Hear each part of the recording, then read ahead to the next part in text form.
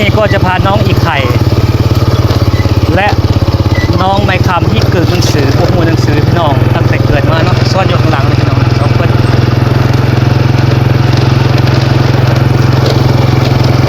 ลูกผู้เฒ่าสอรักต่างวัยเนาะครอบครัวยากจนที่สุดในหมู่บ้านชุนเผ่าตะโอยน้องทั้งสองก็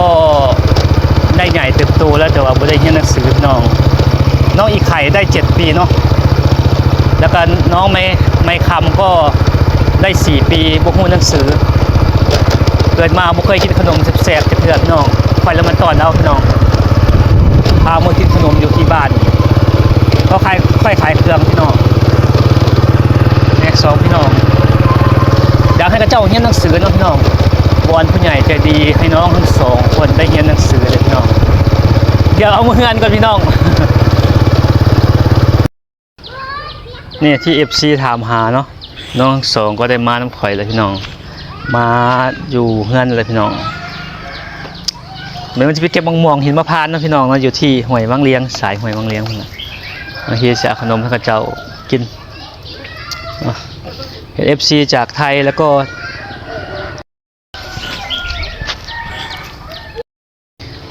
มี FC จากไทยถามหาน้องอีไข่แล้วก็น้องไม้คำเนาะหลายคนที่ถามเข้ามาแต่น้องก็มีเวลาถ่ายวานนี่เนาะไปสวนนี่มาพี่เจ้า2 คนมาพี่เดี๋ยวค่อยจะให้จูเจ้ายางเมื่อได้แบบนี้เลย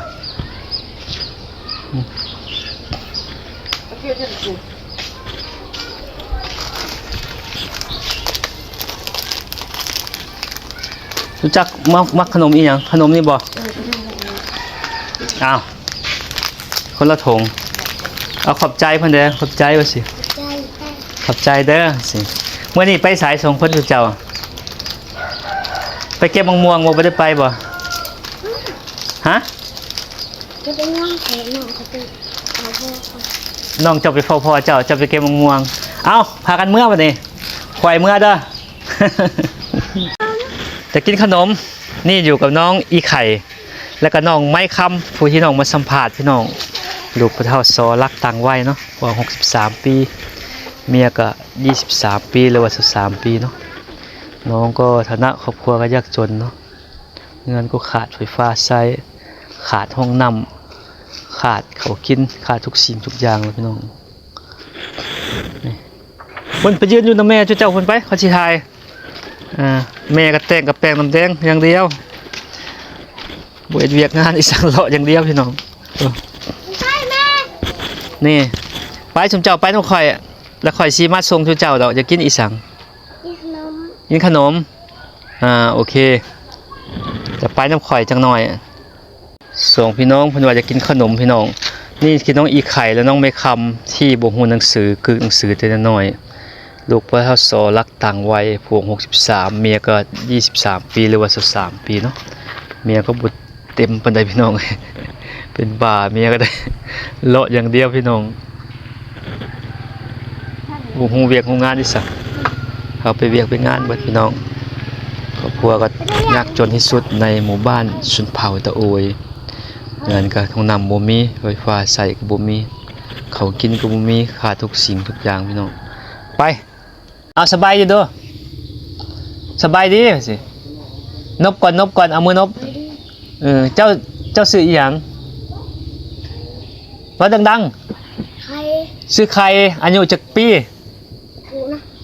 ฮู้7 ปีบ่ผู้เฒ่าเจ้ายังเรียนหนังสืออยู่บ่ยังเรียนอ๋อกึ่งหนังสือนะพี่น้อง FC เนาะแต่อีตนน้องสงสารน้องเนาะครอบครัวก็บ่มีก็จนเนาะอยากเรียนหนังสือก็บ่ได้เรียนเจ้าจะกินขนมอยากกินกะแลมอยู่บ่อยากกินอยู่บ่ขนมกินกะแลม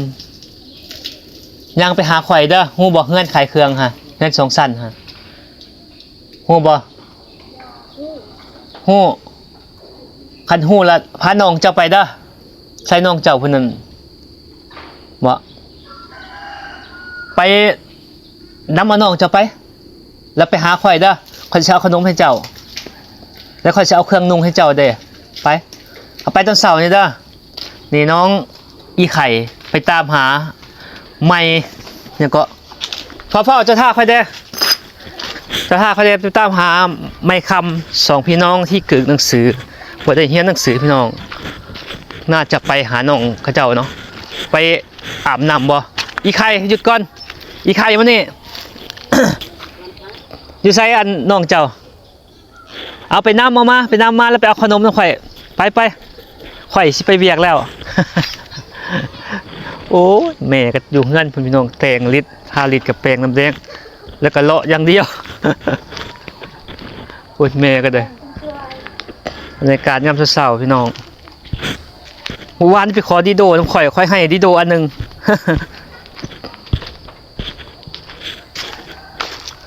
นี่เมียก็บุเต็มบาทปานใดพี่น้องโอ้ยแต่งแป้งน้ำแดงหนึ่งเดียวเมียก็ได้ผัวละเฮ็ดเวียกงบๆอยู่เมียละบ่เฮ็ดอีจักพี่น้องเอ้ยโห เขาก็ถือว่าหายไป คุณเมียเพิ่นก็ได้เนาะสบายดีสวัสดีพี่น้อง FC แฟนคลับเนาะวันนี้อยู่กับงานผู้เฒ่าสอรักต่างวัยพี่น้องผัว63เมียก็23 ปี23 ปีเฮ็ดหยังกินผู้เฒ่าตอนเช้า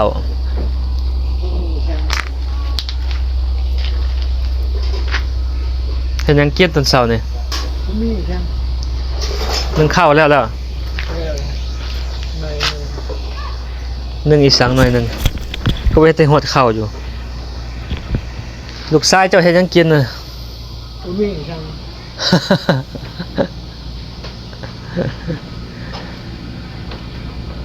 เศร้าแล้วบ่ขาแข็งเจ้าหั่น ไม่เท่านะโตนะ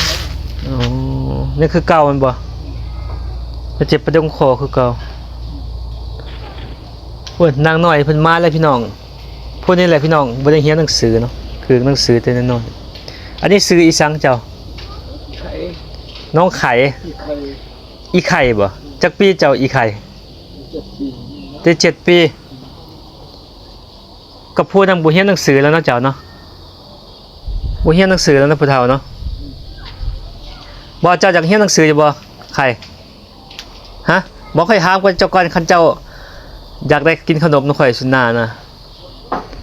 เจ้าไปเก็บมะม่วงได้จักโลบาทนี่หาเงินฮะได้100,000ได้จักโลล่ะบ่ฮู้หนังสือจักหน่อยเด้อเจ้าบ่กึกหนังสือโอ้ยบ่ได้เรียนหนังสือพี่น้องบ่ได้เรียนหนังสือก็กึกหนังสือแล้วเจ้าเนาะเบิ่งมื้อนี้เจ้าสิไปไสมื้อนี้ บ่ได้ไปทางไหน เจ้ามายืนบอลแจ้งๆเด้อเขาสิถามเจ้าเขาจะเจ้าจะกินกะแลมนกไผเจ้าบ่ได้เรียนหนังสือเลยบ่นบ่ตะกอก็บ่ได้แล้วมากึ่งหนังสือเนาะเจ้าได้7 ปีแล้วบ่ใส่น้องเจ้าอีกผู้หนึงไปเสียละ ไปเป็นไปเรื่อย หนีแหละ โอ้ยข่อยว่าสิมาหาเจ้าเมื่อวานนี่บ่ได้มาซะผู้เฒ่าเอ้ยขาเจ้านั่นเซาแล้วบ่หา ไม่ใช่แล้วเขานะ ผมเจ้าคือบ่ตัดเด้เจ้าเป็นผู้หญิงบ่ผู้ชายผู้หญิงเสื้อหั่นโอ้ยเบิ่งบ่น่าเขาจะเสื้อให้เจ้าเด้อจะมาเครื่องกีฬาบ่จะมาเครื่องกีฬา